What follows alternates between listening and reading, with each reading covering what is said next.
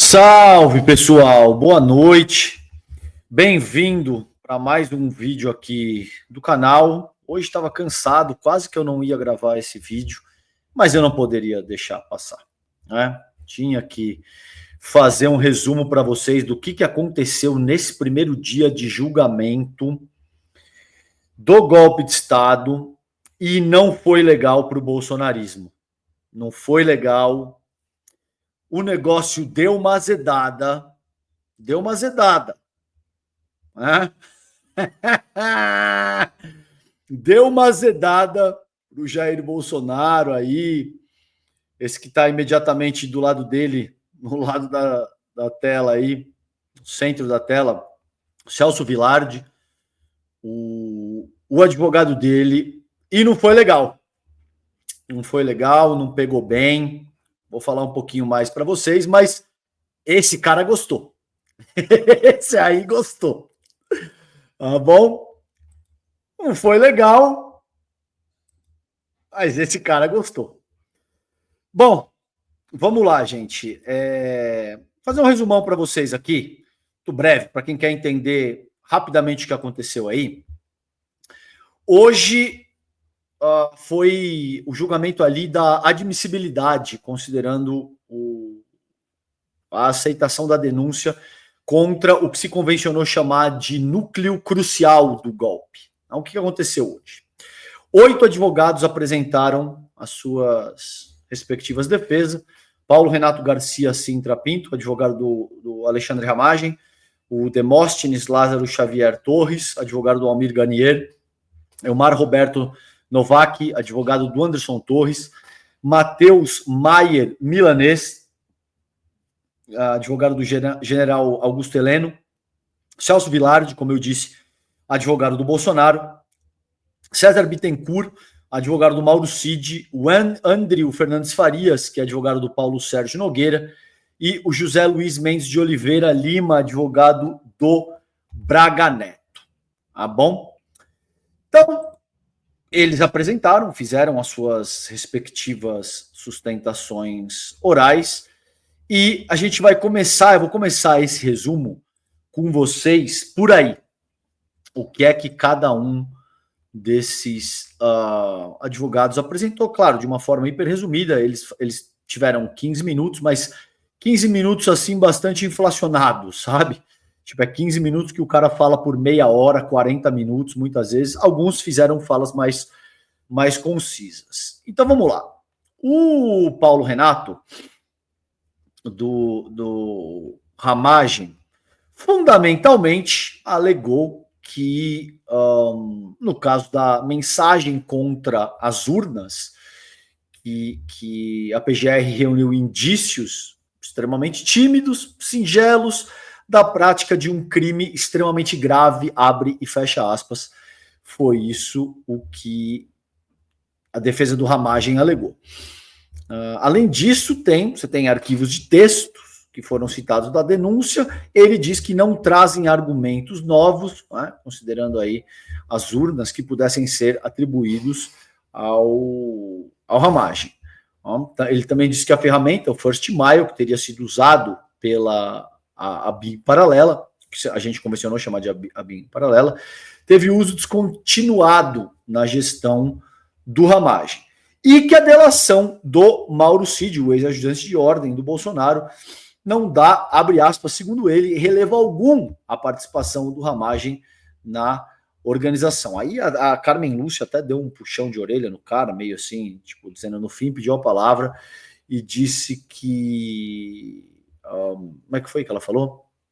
Ele pediu para o advogado confirmar um trecho no que diz respeito à função da ABIN de fiscalizar as urnas no processo eleitoral, e ela disse, Vossa Excelência anotou urnas, e urnas são de outro poder, só para ter certeza que o que eu anotei, a Carmen Lúcia passou esse sabão no cara, tá? Aí em seguida veio o Demóstenes, já foi senador, na defesa do Almir Garnier Santos. Ele defendeu que a denúncia não deveria ser analisada no plenário do STF, a gente vai falar um pouco mais disso à frente também, e não na primeira turma. Houve, depois, os ministros trabalharam essa questão a seguir. Ele disse que os dados da denúncia foram insuficientes para caracterizar uma organização criminosa armada, mesmo quando, de fato, houve gente tentando explodir artefato em um aeroporto durante a véspera de Natal, quando você teve bolsonaristas que foram flagrados com um plano punhal verde e amarelo, tentando envenenar, tentando matar bazuca, que seria utilizado para matar o Alexandre de Moraes e tal. Para ele foi, de fato, tudo isso é insuficiente. E ele também disse que a suposta organização criminosa começou a agir em julho de 2021, mas o Garnier só foi inserido em novembro de 2022. Tá? Então, aí ele, portanto, está tirando o do Almir Garnier da reta. Muitos advogados fizeram isso, como quem diz, olha, houve uma tentativa de golpe, mas meu cliente não tem nada a ver com isso. Eu vou fazer de forma bem resumida, senão vai ficar muito longo esse vídeo, tá? Depois veio o Elmar Novak, acho que é assim que se pronuncia o sobrenome dele. Ele diz que mais do mesmo, a denúncia é inepta e permeada de falsas acusações. Ele defendeu que o Torres não tem prerrogativa de foro e por isso o STF deveria enviar a denúncia para a primeira instância, para as instâncias inferiores. Ele afirmou que todas as condutas que foram elencadas pela Procuradoria-Geral da República correspondem à conduta profissional de Torres. O cara foi encontrado com uma minuta golpista. Só para você entender. Né? Então, correspondem à conduta profissional do Anderson Torres e entre outras coisas. Mas, basicamente, diz que a PGR deu um peso descomunal a uma minuta absurda que não tem valor jurídico algum. Não tem valor jurídico. Encontrou uma minuta golpista com o meu cliente, com basicamente todas as outras lideranças bolsonaristas, mas isso não tem peso jurídico nenhum e diz que o Mauro Cid não citou o Anderson Torres na delação. Para uns, a delação do Cid deve ser anulada, para outros, porra, que meu cliente não foi citado pelo Mauro Cid, tá? Em seguida, o Matheus Milanês, que foi o advogado do Augusto Nunes, questionou o fatiamento da denúncia, diz que o trecho contra o Augusto Nunes é inepto, o cara que diz que o ladrão, se referindo ao Lula, não subiria a rampa, defendeu que necessidade de, abre aspas, necessidade de acesso à íntegra das provas, o que também depois foi endereçado pelos ministros na primeira turma, e aos elementos de prova bruta. O Xandão não só diz que todos eles receberam, de fato, todas as provas, como ainda receberam um tipo de tutorial de como acessá-las, tá bom? Tipo assim, não só estava lá disponível, como eu peguei na tua mão e te levei até o conteúdo. E pediu a rejeição da denúncia, porque diz que não haveria prova suficiente contra o Heleno. Agora, o Celso Vilardi foi, assim, maravilhoso, né? Ele diz que o Bolsonaro foi o presidente mais investigado da história do país. Diz que após vasta investigação foi encontrado nenhum documento comprometedor com o ex-presidente. O cara que foi gravado dizendo que, olha, temos que agir antes da eleição, porque depois da eleição vai ficar ruim para a gente e a gente não pode permitir que isso aconteça. Ele disse exatamente isso. Só que ele disse isso para o general Heleno. A defesa do general Heleno, inclusive, utilizou isso para dizer, não, você vê, naquela reunião lá, quem falou foi o Bolsonaro. O meu cliente não sabe de nada. A própria defesa do general Heleno utilizou isso, tá? E o Vilardi, gente, por incrível que pareça, eu não sei o que passa na cabeça desses caras. Ele chegou ao absurdo de dizer o seguinte: não, a tentativa de golpe aí começou em dezembro de 2021, ainda durante o próprio governo Bolsonaro. Então isso torna a tese impossível, porque como é que o meu cliente ia querer dar um golpe considerando que ele estava no poder? Esse é o nível da argumentação desse sujeito. Francamente, caro senhor Vilardi, eu não vou nem gastar energia com isso, porque é óbvio que quem vai dar um golpe pensando em se perpetuar no poder, tá bom? Então, assim, essa sua linha de raciocínio é tão estapafúrdia que, honestamente, eu não vou gastar o tempo aqui para me aprofundar nisso. Eu lamento que o senhor escolha uma linha de raciocínio tão rasa, tão infantil e tão cretina num caso tão sério, né? Seguramente maior sustentação oral da sua vida, o país inteiro olhando, o maior caso que o STF já julgou, e o senhor escolhe uma linha de raciocínio tão inepta, tão absurda e cretina nesse sentido, tá? Aí, obviamente, é isso aí o que aconteceu, tá bom? Com base nessa linha de raciocínio, não poderia sobrar muita coisa mesmo. Mas o cara achou que era o caso de seguir por aí, foi, e paciência, pior para ele, para o Bolsonaro e melhor para todo o restante do Brasil, né? Que quer ver o Bolsonaro julgado, condenado e preso. Aí o César Bittencourt, né, advogado do Mauro Cid, falou em assim, honestamente, não lembro de cabeça, eu assisti tudo, mas ele deve ter usado 3 minutos da fala. O César Bittencourt chegou ali e falou: isso mesmo, não quero. Você destacou a dignidade e a grandeza do Mauro Cid durante o processo, né? Disse que o Cid, que era ajudante de ordens do Jair Bolsonaro, abre aspas, trouxe uma parcela de contribuição para orientar e informar, basicamente resumiu, fez a fala mais concisa de todas as defesas e deu, acabou, tá bom?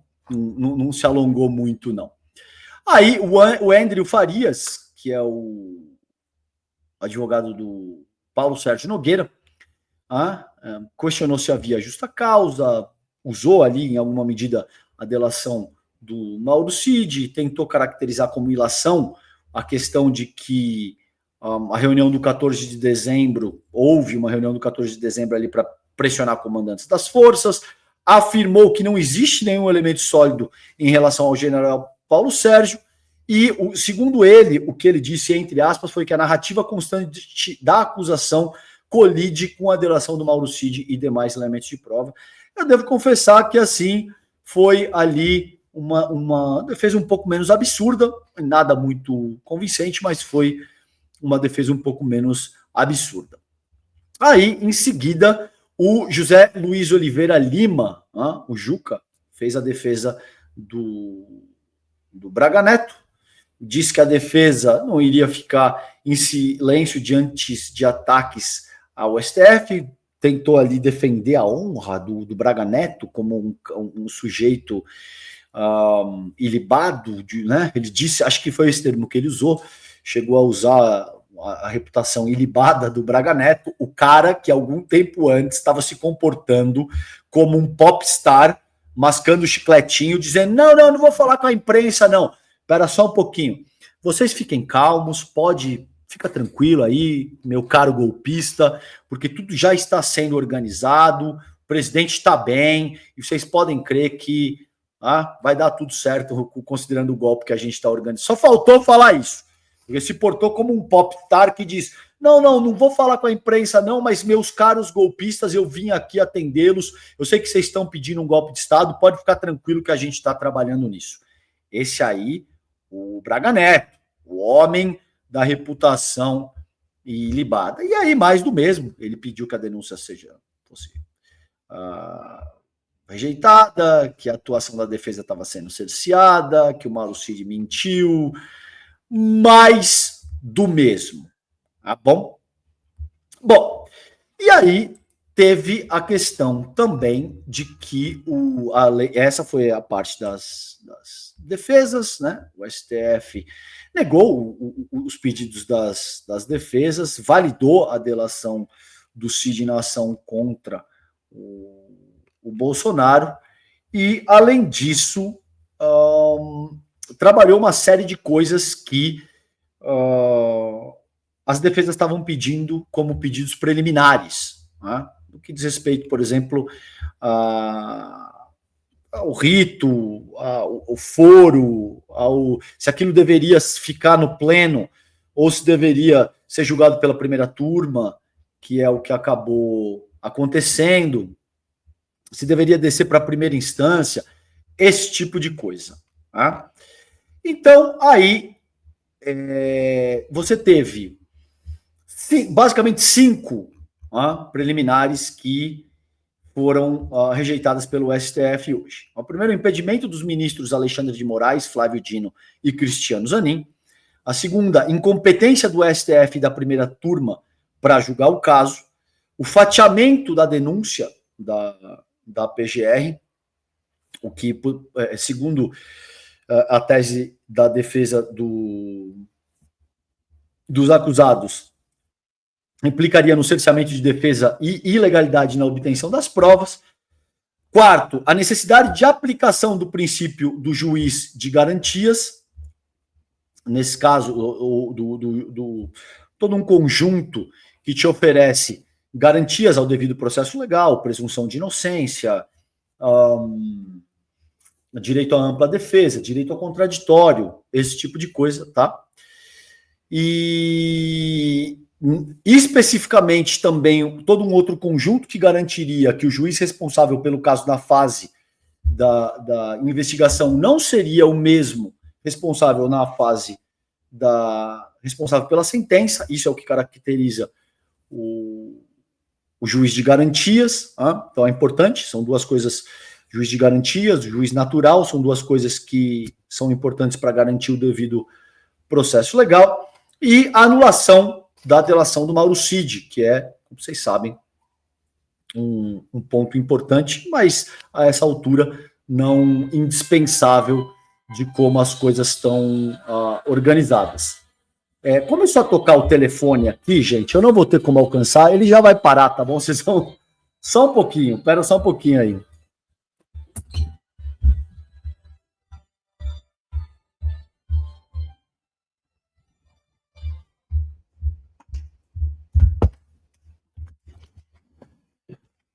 Fazer live sozinho é isso aí, meu povo, tá? Desculpa, que atender o telefone aqui, senão vocês iam ficar ouvindo o telefone chamando.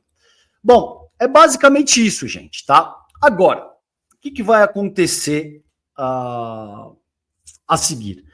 Amanhã retomam-se, né, o julgamento e muito provavelmente, o Bolsonaro deve ser considerado réu, assim como essas 7 outras pessoas. Esse é só o começo, existem outros 4 grupos, núcleos, como a gente queira chamar, de como a coisa vai se dar e como é que tudo isso vai andar a partir de agora. Mas o que importa para o efeito desse primeiro dia é que, muito provavelmente amanhã, até o meio da tarde, Bolsonaro já estará réu nesse processo, tá? E segundo juristas com os quais eu conversei entre ontem e hoje, a coisa não parece nada promissora para o Jair Bolsonaro, porque ele vai ter direito a tudo que o nosso sistema de justiça garante, já está tendo, como de fato é o caso, mas uma vez que tudo tiver dito e feito com o trânsito em julgado, ele deve estar olhando aí para décadas e décadas de cadeia. É óbvio que, a depender do que aconteça na eleição do ano que vem, tudo isso pode ser reformulado, ele pode receber um perdão ou não, tudo isso tem que ser avaliado com mais cuidado e propriedade também, mas o resumo do primeiro dia que eu trago para vocês é esse, é uma derrota tenebrosa para o próprio bolsonarismo, não só para o Jair Bolsonaro, mas para todos esses acusados que tiveram que apresentar suas defesas iniciais, considerando aí as questões mais técnicas e o processo de admissibilidade ou não da denúncia, o que ela foi aceita, e amanhã ainda não, mas amanhã deve ser aceita, e o Bolsonaro e essas outras pessoas devem se tornar oficialmente réis desse processo, tá bom? A gente vai seguir acompanhando aqui todos os dias esse processo, e eu vou trazer, muito provavelmente na medida daquilo que eu consiga gravar aqui para vocês, não esteja muito cansado também, resumos curtos como esse, para que vocês entendam o que de fato aconteceu, pelo menos os pontos centrais. O julgamento durou aí o dia inteiro, eu não teria como trazer efetivamente tudo o que aconteceu aí nessa ocasião, mas os principais pontos é isso que eu acabei de gravar nesses 20 minutos, e sobretudo me parece que principalmente o Alexandre de Moraes fez muito bem a lição de casa. Cara muito preparado, que está muito pronto para endereçar cada pequeno aspecto que vem sendo discutido, não só ali na seara jurídica entre o corpo dos advogados que estão fazendo o papel da defesa, mas no debate público de uma forma mais ampla.